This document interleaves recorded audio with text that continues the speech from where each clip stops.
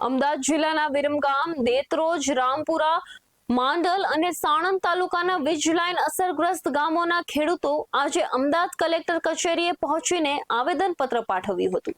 ખેડૂતોની માંગ છે કે 4 જુલાઈ 2026ના રોજ જાહેર કરાયેલી નવી વીજ ટ્રાન્સમિશન વળતર નીતિમાં વર્ષ 2022થી રજૂઆત કરતા ખેડૂતોનો પણ સમાવેશ કરવામાં આવે.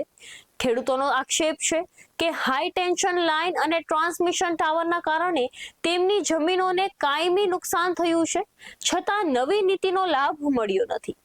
ખેડૂતોએ રાજસ્થાની તર્જ પર માર્કેટ ભાવના 400% મુજબ વળતર, ટાવર અને કોરિડોર માટે વધારાનું વળતર તેમજ અંડર પ્રોટેસ્ટ વળતર સ્વીકારનાર ખેડૂતોને તફાવતની રકમ ચૂકવવાની માંગ સાથે કલેક્ટરને આવેદનપત્ર પાઠવીને રજૂઆત કરી છે.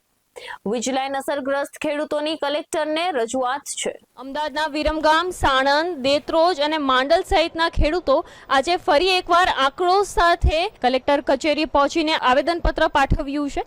આપણે આજે ખેડૂતો સાથે સીધી વાત કરીશું કે શું છે તેમનો મુદ્દો. શું નામ છે તમારું? મારું નામ હિતેશ પટેલ છે. અત્રે જય જવાન જય કિસાન. અત્રે સરકારશ્રીએ જે 2 દિવસ પહેલાં રાત્રે જે ઓર્ડર કર્યો, નવો પરિપત્ર બહાર પાડ્યો, એમાં જણાવતા બહુ દુઃખ થાય છે કે અમદાવાદ જિલ્લાને, even not Ahmedabad but all over ગુજરાતના ખેડૂતોને ખાલી અને ખાલી માત્ર 20% લોકોને જ ફાયદો છે. બાકી 80% ખેડૂતોને આનો કંઈ જ ફાયદો નથી. કહેતા કે જે પરિપત્ર પાડ્યો છે એમને એમાં મેન્શન કરેલું છે ખાલી અને ખાલી માત્ર ઓનગોઈંગ લાઇનને જ આ ફાયદો થશે. અને અમે સરકારશ્રીને, ઇવન કલેક્ટરશ્રીને આની પહેલાં કલેક્ટર બદલાઈ ગયા, અમે 3 થી 4 વખત આવેદનપત્ર આપેલા છે. ઇવન સરકારશ્રીને, નાણામંત્રીને, કૃષિ મંત્રીને, મુખ્યમંત્રીને 10 થી 15 વખત રજૂઆત કરી છે, પણ એનો અમને કંઈ જ ફાયદો નથી થતો.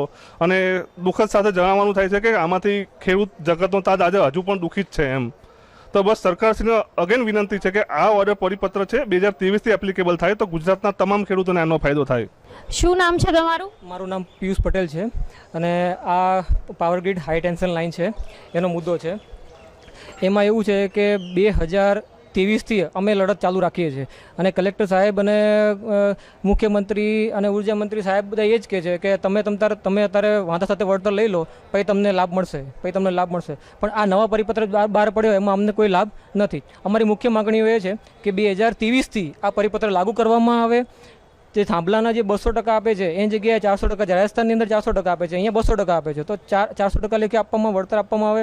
અને જે કોરિડોર છે, તાર, સૌથી વધારે નુકસાન તારનું થાય છે, કારણ કે નીચે જો કોઈ પશુપાલન થતું નથી, ખેતી થતી નથી, આપણે તમારે જે બરાબર છે, તો એના માટે એ તારના બી 400% કિંમતના, જે કિંમત આવે એના 400% અને એ કિંમતના 30% આપવામાં આવે. અત્યારે જે કિંમત નક્કી થાય છે એના 400% નહીં, પણ એના 100% જ ખાલી 30% લેખે ચૂકવવામાં આવે છે. એટલે ખેડૂતોને માતબર નુકસાન છે. બરાબર.